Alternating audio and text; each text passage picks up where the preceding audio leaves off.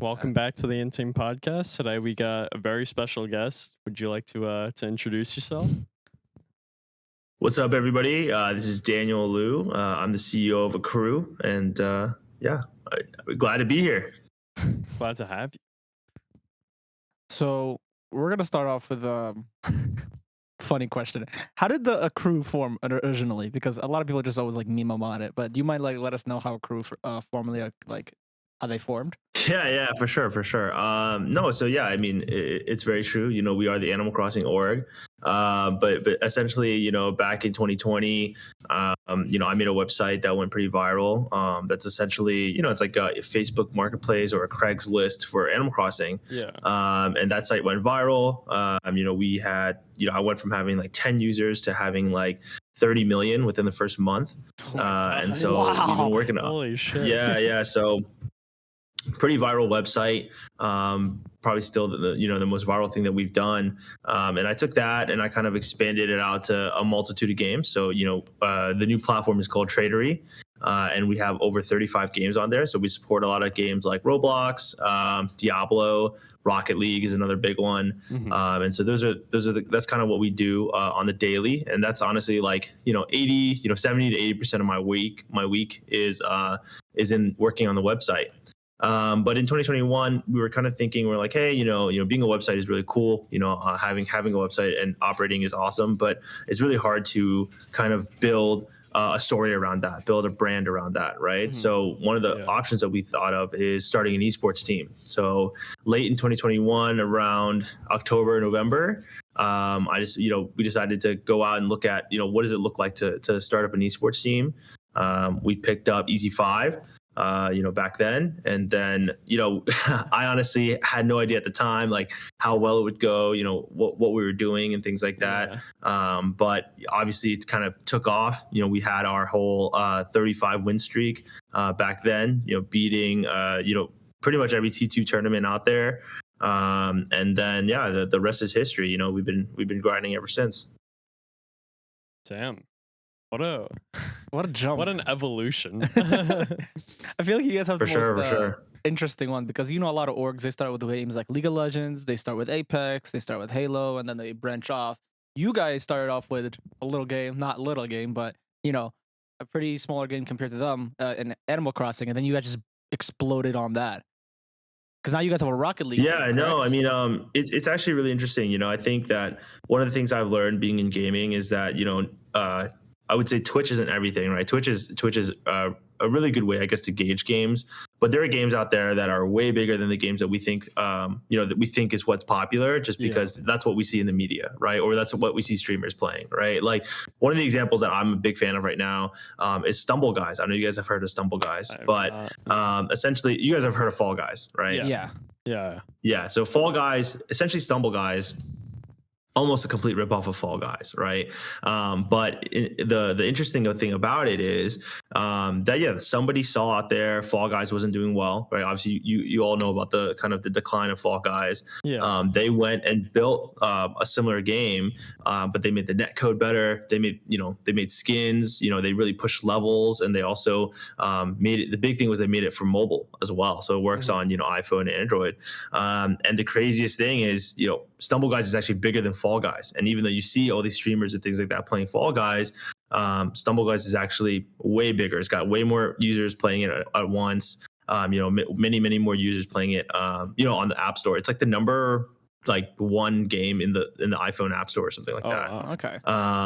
It's pretty incredible. But I was just saying the main point is that just because Animal Crossing isn't big on Twitch, or it was only big at that one time, there's still hundreds of thousands of people that use our site every day, which is pretty nuts. I think it's just because you don't see it in the media doesn't mean it's not huge, Mhm.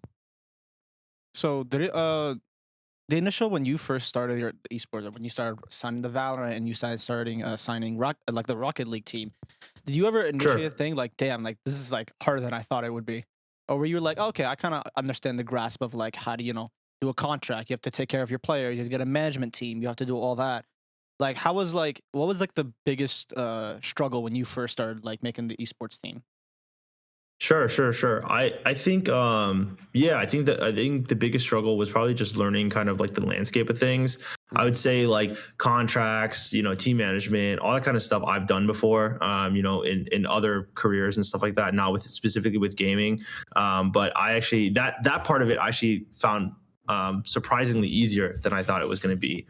I thought that esports orgs have it a lot more together than they do, and not going to name any names, but I feel like some esports orgs out there are just kind of winging it. They're kind of just going along with what they can do, right? Yeah. So coming and me coming from tech and with my past jobs and stuff like that, I'm very used to doing contracts, very used to doing making sure everything is tight, sealed tightly, and making sure everything is logistically correct.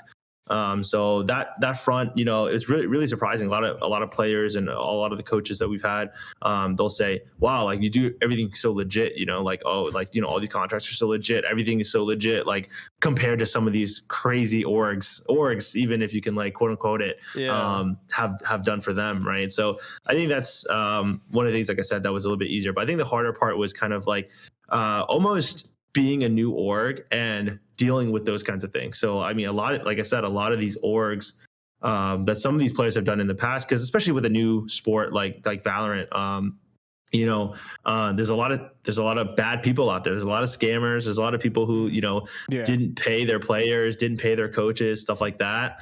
And so a lot of players coming in are really sus, of you. Like they don't really know, what's going to happen. So I think overcoming that, becoming a legitimate org, showing people that we're legit, was a big struggle, kind of when we first entered the scene.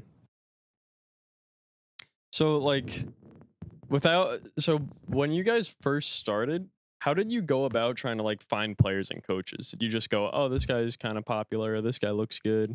Like, how did you guys go about actually finding the individual people? Yeah. So our GM, Sasha, she used to be a general manager for Complexity, and the connection there, she actually was like the number one user on our website for the longest time. So that's actually how we know each other. And she's the one that kind of suggested like, hey, I was like, well, I asked her a lot of questions. I was like, hey, like, how do we get into esports? What do we do with scouting and stuff? She's like, yeah, I built a ton of teams before for like Heroes of the Storm, a couple of these older esports games out there. And she's like, yeah, I can help you like look if you want. I was like, for sure. And so I think that's where I learned the whole process of just like look at these free agent teams, analyzing them, taking a look, seeing what we want, and we definitely gauge, I think, on a lot of factors that other orgs don't. Don't want to give our secret sauce away, but I think that we do like ask a lot of questions that are important that I think other teams don't necessarily think of when they are looking for players, right? So I think it's a combination of that, and then another combination of just like being very player first. I know a lot of orgs say that, but I think that we definitely take a lot of our players' opinions into account when we are making decisions about the team or making decisions, as a whole. So I think those two kind of aspects really help our team building and be unique compared to some of these other orgs. Yeah. Because you're actually, funny enough, you're not the first person from Akrew we're good friends with Lincoln. The Valorant general manager. So I'd like talking to him. He was very relaxed, and he was saying a lot of positive things about Akrew, because like you guys feel like more of like a family, and like you guys feel like surprisingly, because I know like on social media your numbers, like following, might not be as big as the other orgs, but it just feels like more of just like a connection compared to the other orgs, because some orgs try to force it. Of course, we're not going to say names, but some orgs like try to force that. Oh, we're friendly, we're like a family. It's like, no, it doesn't feel like it. You just want our money. Yeah. So, but it's like for you guys, it's kind of nice to see like a breath of fresh air, where it's like, okay, like you guys are good, because I don't know. Did you by any chance get any results back to the franchising for the Valorant? Can't talk about that. I can't talk about that yet. We're still trying to slip that one in yeah, I know you're trying to slip it in. No, we will make an announcement about it soon. And we did a result. I'll tell you guys that, but we haven't made an announcement on which way it's going yet. And we and so we'll be putting out a video, actually, I guess, preview for you guys. I don't know when this podcast is going out, but this announcement will probably be going out within the next few days here. Yeah, this will probably be out next week or the week after. Next week or week after. Okay, yeah. Then so the announcement will be out, but by the time this episode drops. But we'll be making an announcement within the next few days here on on where our position is with franchising. But yeah, I mean, sorry. Other than that, sorry, what was the previous question? Other than franchising, got me distracted. Sorry. No, it felt like that you guys are like more of like a family. So like, did you Right. Yeah. when you guys hire like your players and you guys hire your family, do you look at more personality and be like, hey, you might be good at as a player, but like we want to know how you are as a person as well? Do you always take that into factor, like for your GMs, your players, your coaches, and all that? 100%. I think that, like I said, it's like one of the many factors that we look at. I think that some other orgs don't also look at. You know, a lot of people, you'll see these guys getting signed that are just like, oh, they're cracked and ranked, or like, you know, they're dropping tons of kills in on other G2 teams. But I think I personally interview every single one of the players that we bring on, just to make sure that you know, they fit the vibe. And honestly, it is like a vibe check, as basic as it sounds.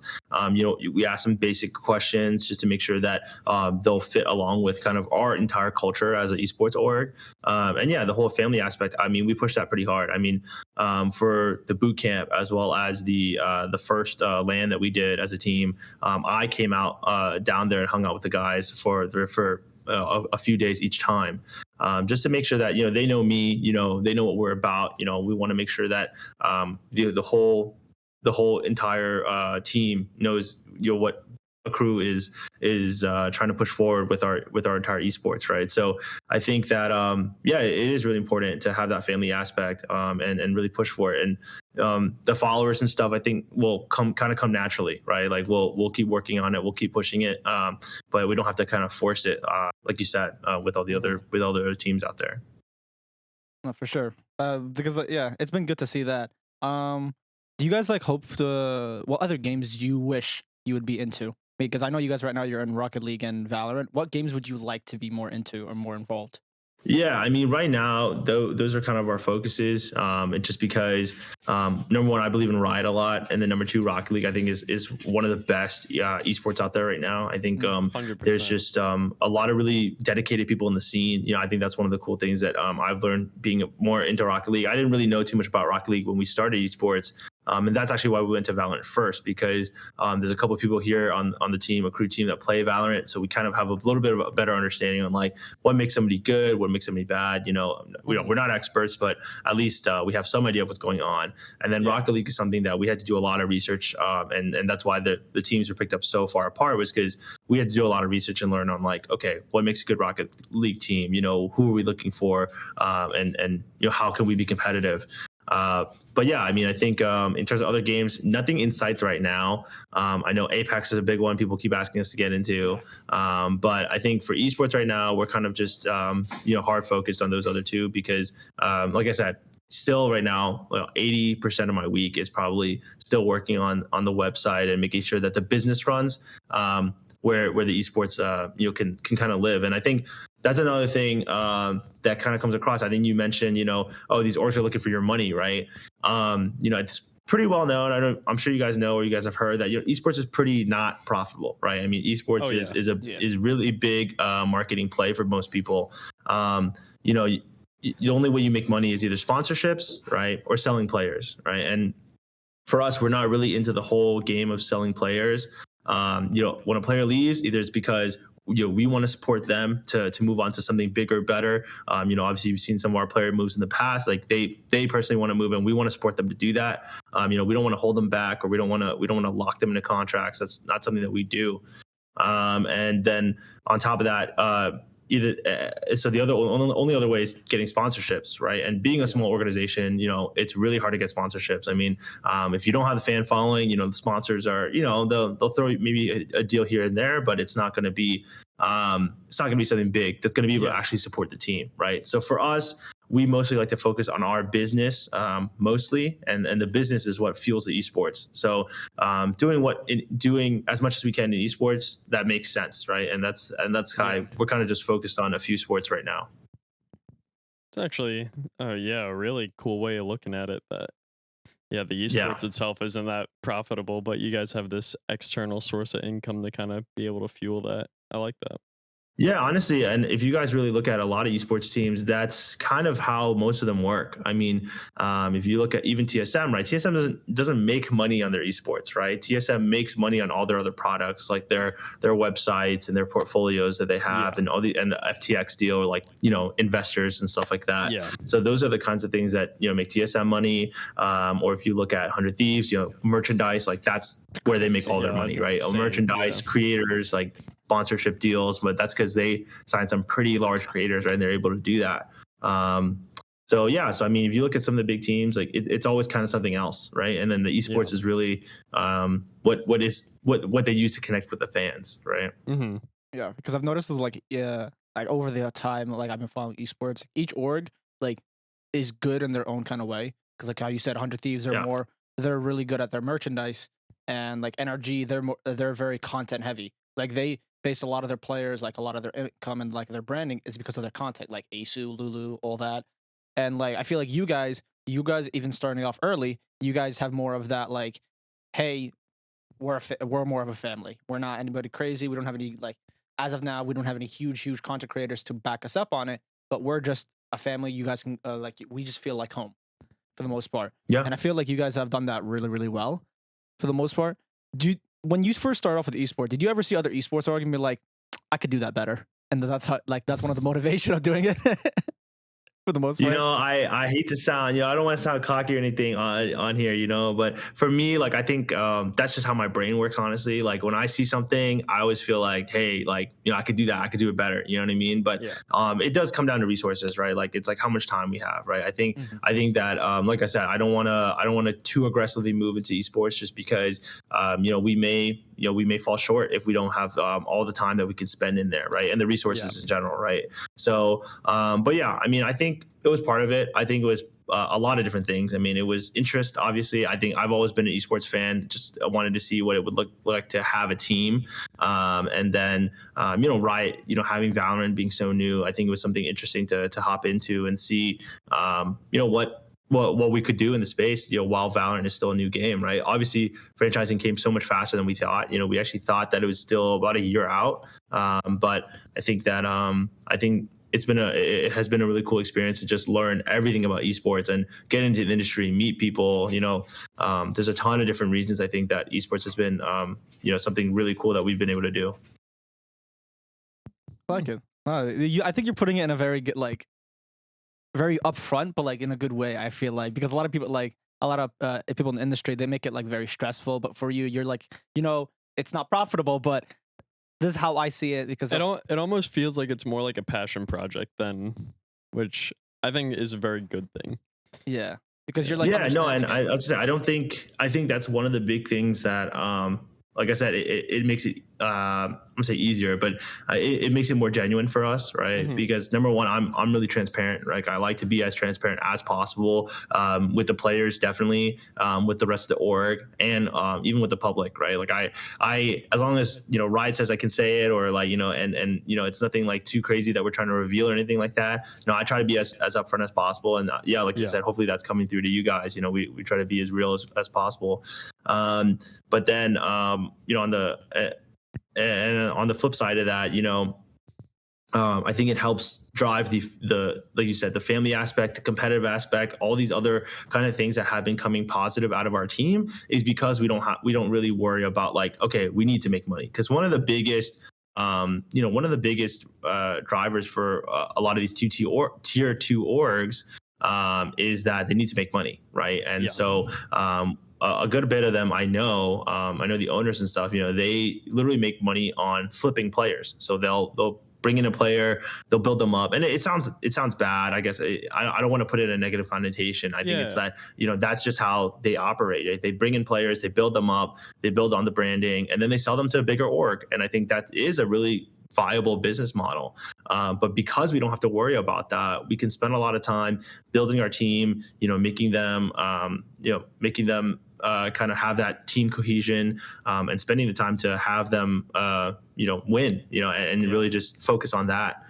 So I think that that is something is really unique about the kind of the way that we approach things. Mm-hmm. So I know you had a lot of big name players like Com and like Kempeki when they wanted to was it mostly their decisions when they wanted to go to EG and Sentinels, or was it more of just like, did you talk to them beforehand and be like, hey, we just want to know like how do you feel about the team, what do you want to do, and all that before you like, or were they approached by EG and Sentinel be like, hey, we want to buy your player, of course, and that kind of stuff. I mean, as much as you can say, of course. Yeah, of course. No, and no, yeah. I mean, like I said, it is mostly up to the player most of the time. You know, we personally would want to keep players and keep the team as it is, and have them practice and have them be, have them put in the hours. Right. That is kind of our the way that we operate. Right. But yeah, I mean, when teams approach us and they're like, hey, we want to buy your player. A lot of times, moving to a big org is what the players want, right? The stability, competitiveness, and just kind of moving on to a big org. And not to say that we can't be that big org, we can't be that competitive. It's just that we're not there yet. We're so new. We're if you guys really look at it, we're less than a year old. We're not even out. We haven't even been moving on for a year yet. And so having our players move into bigger orgs, and like I said, I never want to be that person that holds you back. It's just not. It just leaves a bad taste in your mouth. Like, if you're out here in the real world, and like I said, coming from tech, right? Like, if I, work at some small company and I wanted to move to work at Google or Facebook or whatever, I wouldn't, my boss would never stop me from doing that. They would actually really promote me. They'd be like, hey, either I can pay you more, which for us, like I said, in our situation with our budget, we can't be paying some of these huge salaries that these big orgs are paying, right? So the other option for us is just to support you and like, hey, we want to make this happen. We want you to, live your dream, man. Like, move on to whatever big team you can. And until Akrew is, ready to offer, what you need, we'll keep grinding, we'll keep building, we'll do what we can. How much of a difference was it? Because you said you came from tech, right? And like I have family members who come from tech as well, and they tell me about the stories regarding that. How much of a difference was it to change? So like, was it like the workload, and how was like the management? How was like just connecting with people? Because like those two fields are kind of the same, where like you need to know people, and also your work ethic is crazy.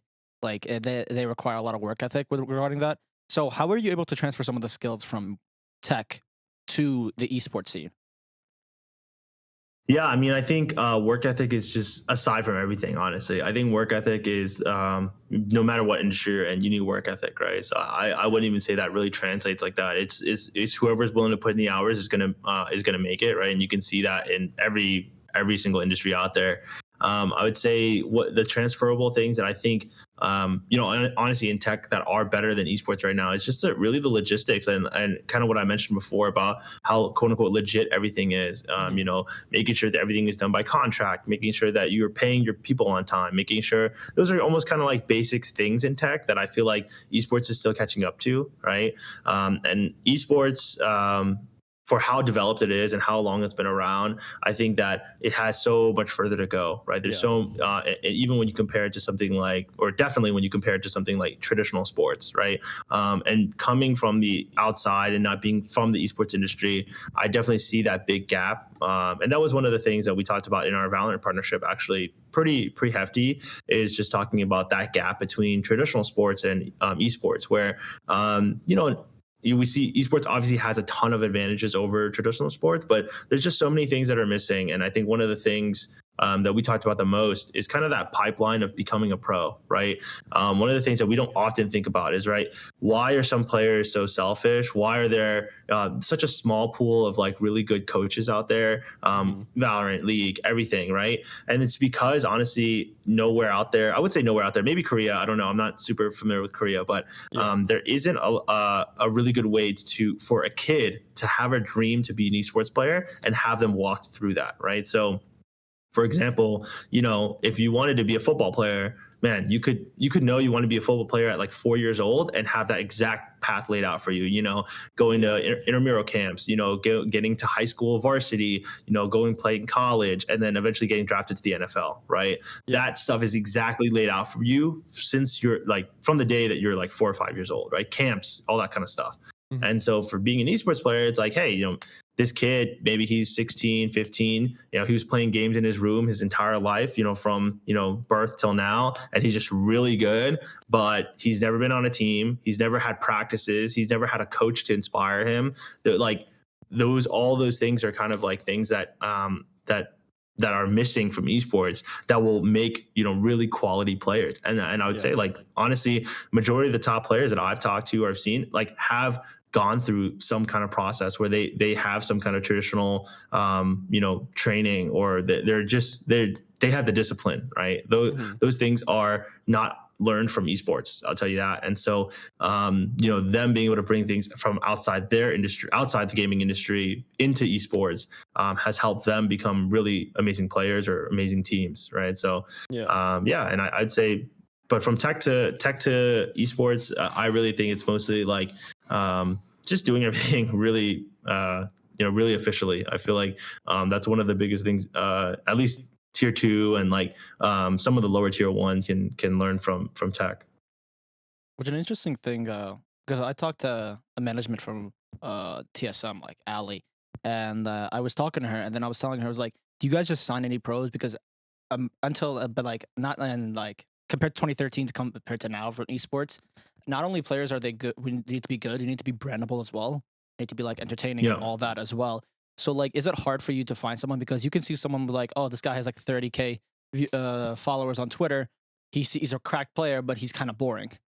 So like, but like, we also like, they also say like, for a brand, for a brand, like for some reason you have like Sabrosa and you have like Dapper and you have all of them, like they're entertaining people as well. Plus they're cracked as well in their game. So do you guys try to find that as well when it comes to branding? Because I know that helps, because if they're entertaining, they promote your brand, because any publicity is good publicity. So would you guys look at that as well when it comes to looking at a player as well? Because I feel like times have changed in esports now, where you need to be funny, you need to be entertaining, also you need to be cracked on top of it. On top of that. Yeah. I think it's funny you say that. I think that's how NA is now. Honestly, I think it is what it is, right? Like you see Sentinels signing. I'm like blanking on the name, but they obviously they saw Shroud, right? Sentinel's signing Shroud, right? That's a pure like clout move, right? I mean, like he's only playing LCQ, right? I mean, not to say Shroud isn't cracked, like he's good, he's great, but there's no way he's playing pro. And he also has said multiple times on stream that he doesn't really want to go pro, right? So signing Shroud is a great move on Sentinel's part. They're going to be able to really push like their fandom even harder, right? But I think for us as a small org, it's really hard to make those kinds of plays. Number one, we don't have the money, right? I mean, I think that's the biggest thing. If you want to sign somebody who's entertaining and cracked, you've got to have a lot of money, right? Especially in Valorant. So for us, when we look at it, of course we take into account, entertaining, but I personally don't think that it's a major factor for us. In reality, for us as a small org, our main focus is to win. And really, like I said, the money isn't coming from our esports team. So that's what allows us to focus on picking up players that are going to win, right? So we purely focus on skill. We want to be out there. We want to make sure we win. And that's what we've been doing so far. And I've been working on and off, right? Obviously, there's been some hiccups or some hills on the way for us to qualify for VCT. But yeah, I mean, I think in total, like, has been in general working out for us, that methodology. Yeah, because speaking of VCT, I don't know if you saw, I made a bet with Lincoln. He got me 2 Akrew merch, which, by the way, fire though. I love the merchandise; they're great. He also promised me a jersey, by the way. He also promised me a jersey, but he said you guys are not signed yet. So I'm still expecting. Yeah, they're tough to come by. I mean, honestly, that's another thing, right? Like in esports, like the things around esports are really tough to get by. Like easy, like jersey, jersey production and stuff like that. Unless you're a big team, you're selling lots of stuff. It's really hard to get some of these more custom pieces out. The regular merch, I mean, obviously, like hoodies and stuff is really easy to get by, but jerseys, it's been pretty tough with all the supply chain problems. Supply chain problems. It's been really hard to get things right. Yeah, because I know another reason esports brands are so big, because depending on the jerseys design as well. Because I know G2 has their like country different logos. They have like a Spanish one for Spain, Poland, like New Zealand, and all that. They have different ones, so they're really touching on their fan base, because like they're like diverse in their own that kind of way. So I feel like the jerseys is one of the biggest thing. I think you guys are just like, that's the one thing you guys need. But I know you guys said you're struggling on that one a little bit, because I feel like you guys would like sell a lot of jerseys, because surprisingly your jersey design is very, very nice. Like I seen it. Thank you. I It's pretty appreciate it. good. Hey, I made it myself, so thank you. Oh, I appreciate sick. that. So yeah, it's been yeah. That's one of the jerseys. That's one of the things that I've noticed with esports in general. So it's been nice to see that also as well.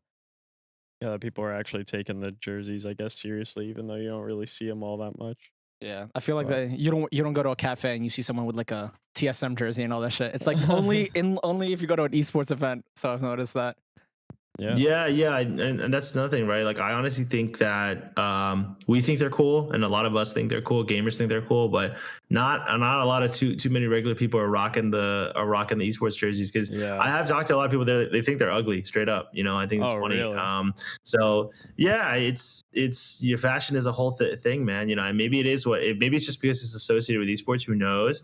But there's a long way to go, and I think like I said, I think big fan of 100 Thieves. I think 100 Thieves is really killing it in that space where they're just trying new stuff. They're with their fashion and like gaming fashion, like they're really changing the whole idea what it is to be like a gaming person into fashion. So I think that I think we're making waves in it, but it isn't there yet. Where like the average person is buying an esports jersey because they think it looks cool. Mm-hmm. What? Oh, you go. Oh, I was gonna say, do you play any of the games that you guys have teams for? Yeah. Like I You said, play? I play Valorant. I've played Rocket League in the past. I don't play Rocket League anymore, but that's just because it's so hard, man. Honestly, Rocket League is a freaking hard game, man. I mean, Crazy hard. you gotta yeah. put respect on the pros out there. Like, you watch these guys, they're like dribbling the ball midair, like hitting the boosts and stuff like that. And I think it's pretty crazy what they're doing out there. Of course, Valorant too. I mean, I'm terrible at Valorant. I'm in bronze. It is what it is. It's funny. It'll be funny though to play and like see people recognize me and be like, "There's no way that's you." You know what I mean? Like, Yeah. there's no way you're in Akrew and stuff like that. That's funny. But yeah, I mean, I love Valorant. I don't have too much time to play games, so Valorant is actually like a perfect game for me to play because I can always play it for like an hour, 2 hours. Like, that's it. Like, Yeah. and shut it off. But yeah, no, definitely. I mean, I love Valorant. I think it's super exciting to watch too. It's because I used to be super big in a league back in college when I had more time. So I used to play like hours and hours and hours of league. But I think that having been fans for both esports, I think that Valorant is much easier to watch, and I think that it is moving in the right direction for like the esport, like the number one esport, right? Yeah. Would you ever 100%. want a league spot in the LCS and all I that? can't afford it, man. Yeah, Would well, I for ever sure. want one? Yeah, definitely, 100%. I mean, it's the biggest esport out there. I think it's fantastic, but it's really tough, man. I mean, it's I know again, can't talk about this too much, but I know a couple of people who were vying for EG spot back before EG picked theirs up. And it's pretty tough. It's really, really tough to get a spot. I'll tell you that. It's Ride is really tough. It's really expensive, obviously, and yeah, I mean, it's overall, I think but I think it is the biggest esport. I mean, Riot is the only company who has successfully done that, right? I mean, if you look at StarCraft and Blizzard, I mean, who watches StarCraft anymore? Dota, sure. It's funny, Dota always talks about how they have so many numbers and their pot is so big, but it's like Dota, the pot is like half crowdfunded or something like that. And then on top of that, like their numbers are like only for the one event they have the entire year, right? Yeah. So it's like it's that's the whole thing, right? I think it's Riot is really right now the only company that cares, and Riot is the only cares a lot, I guess. I mean, obviously every company is trying to do esports, and Riot is the only company doing it right. So I think that's I think that's why League has been so successful these last like 10 plus years now. Yeah, like 12 years or something. Yeah, because I've noticed is like they're one of the only, because CS:GO, like they have franchising, but like there's like relegations and all that. So that's a whole different thing. That's impossible. I mean, yeah, exactly. Like, talk about the other ones: Overwatch, dead; Call of Duty, dead. And like, and then exactly like you said, it's just, even these companies are tons and tons of money. Like, it's not just money. You know what I mean? It's about like people who actually care. Yeah.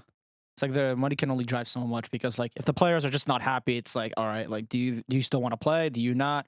Like, because I feel like that's another issue. A lot of like fans, because I feel like Valorant has brought in like a wave of new fans, like people into esports from everywhere. Like from everywhere, but also like, they don't understand that like esports is like not as sunshines and rainbows as is, because like one, Yep. like not minus the financial side, you have to make sure that players are happy. If the players are happy with the other players and the coaches, and then if they like the work ethic, if they like even enjoy playing the game, because you'll definitely see someone like, for example, Nitro. He played for a year, and was like, I'm just not happy with the game anymore. Yeah. I just love to see us go. It's just like Yep. something that, I Yep. mean, that's a different story. That's on a bigger scale, but it's just like, you got to ask them, because a lot of these kids I'm inspiring to, like how you said before, it's like, oh, these 15, 16-year-olds, like, oh, they're inspired. They really want to play video games, but then they'll actually try to scrim. They'll try to practice, and they're like, Yeah. oh, okay, I can't do this for 8 hours straight. And then, Oh yeah, I mean it's so much work. You got to put in the hours, and that's what I'm saying. Like work ethic, whether you're on the business side, whether you're on the player side, work ethic is the number one thing, right? You got to be willing to practice, man. I mean, some of these kids think they could just play ranked and then pop out on the other side and be a pro, and it's not. Yeah. That's definitely not the case. no, Definitely not. Yeah.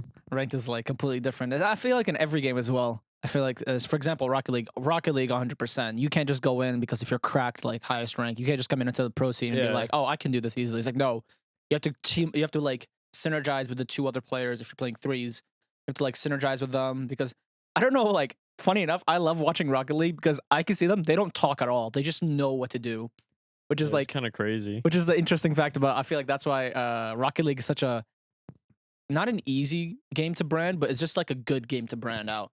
Because like, No, 100%. Like Rocket League is 100% easier to brand and to get sponsors for than Valorant, because of the gun situation. Because number one, Valorant is so complex. League of Legends also really complex. Both games incredibly complex, right? Yeah. League way more so than Valorant. But even Valorant, you'd have to know what kind of guns are in there. What kind of abilities, and the agents are always changing. They're adding new agents. You know what I mean? Yeah.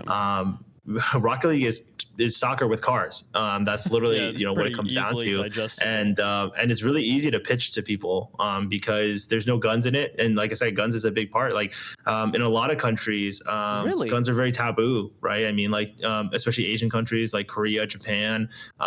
Even though Valorant is really big there, no one out there is allowed to own a gun, right? So it's not very normal. It's less normal than in the U.S., Yeah. which is a whole another debate whether it's a good or bad thing, right? Yeah. But let's not get into that. But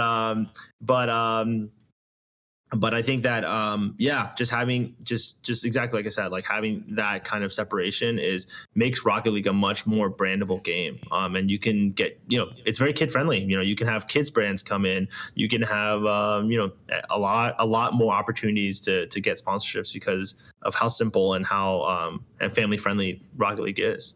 Yeah. What is your dream brand that you want to be sponsored by?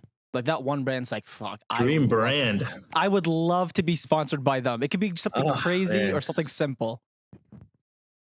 Honestly, I'll tell you this: that I don't want to cut any ties there. My dream brand is to be sponsored by myself. Okay. And that's what I'm saying, where it's like in reality, my dream for the team is like we make so much money on the business side that I don't even have to really think about how much I spend on the esports side, right? Like I tell this people all the time, I'm not really into investors. I think, even coming from tech, right? Tech, you hear about like, venture capitalists, and you hear about people investing all the time, right? All the biggest companies are built on investments. But for me, talking to friends and talking to people, and, not every company is Facebook. Not every company is, Sure. Instagram. You're not gonna take all this investment and be a banger. And that's why they're called unicorns, because they're so rare, right?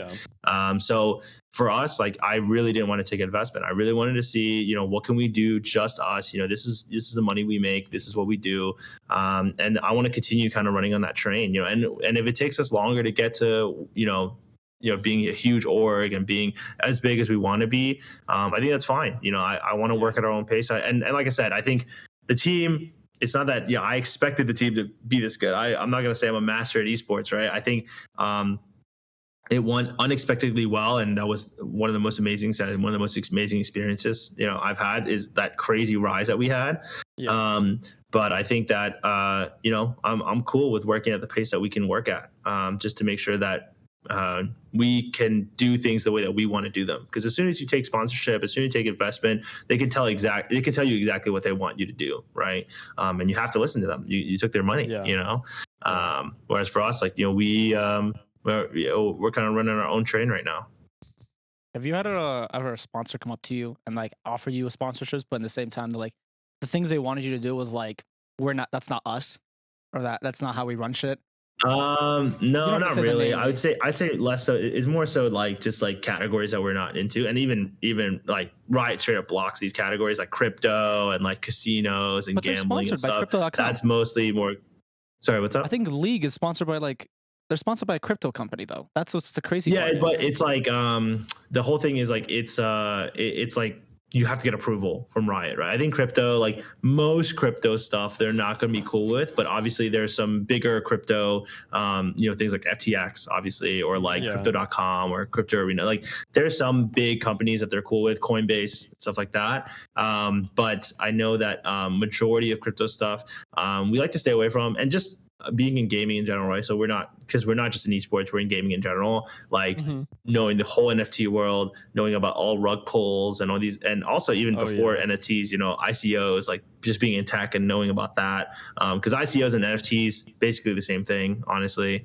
And so being in that space and just knowing, how much variability there is in crypto right now is it's just enough for us to stay away from it. And same thing with gambling. Like, it's a gambling, we've been approached by a lot of gambling sites and stuff like that. And we're just like, no, like, it's just safer to stay away from that stuff. We don't need the money. It's basically, it would be nice to kind of supplement us and help us out to pay for the team.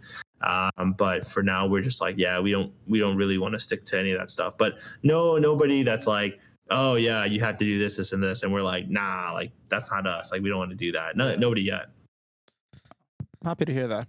Well, we're reaching the end of the interview. Well, we have traditional questions. Every guest, we have traditional questions we always ask, and it's more funny, and we need to.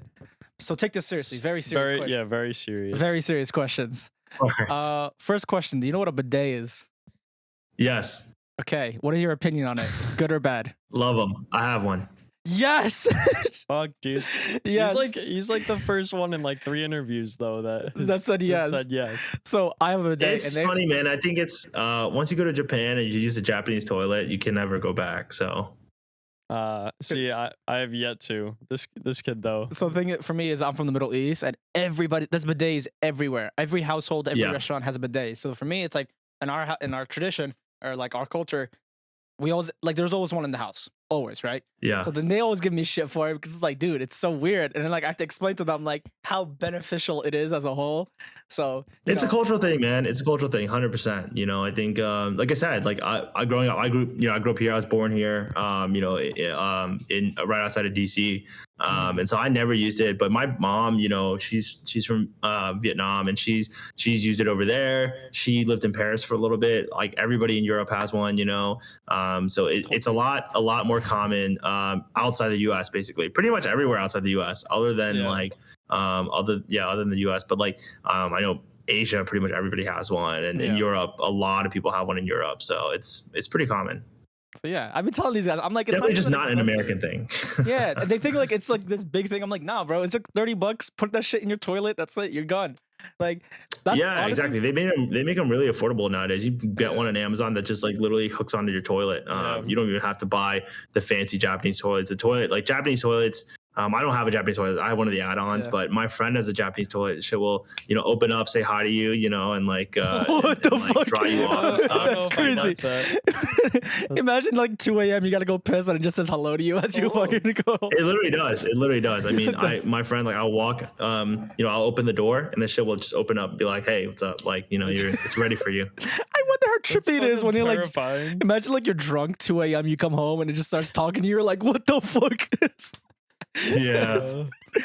All right. So, all right. Our other question is: do you drink boba? Like boba tea? Of course. Yeah, what's definitely. Your boba order? Go to like you go in. My boba order. I used to be a regular boba drinker, but now I only drink fruit teas now, and it's funny because you can barely kind of call it boba because I don't ever get actual boba. Like I don't get pearls.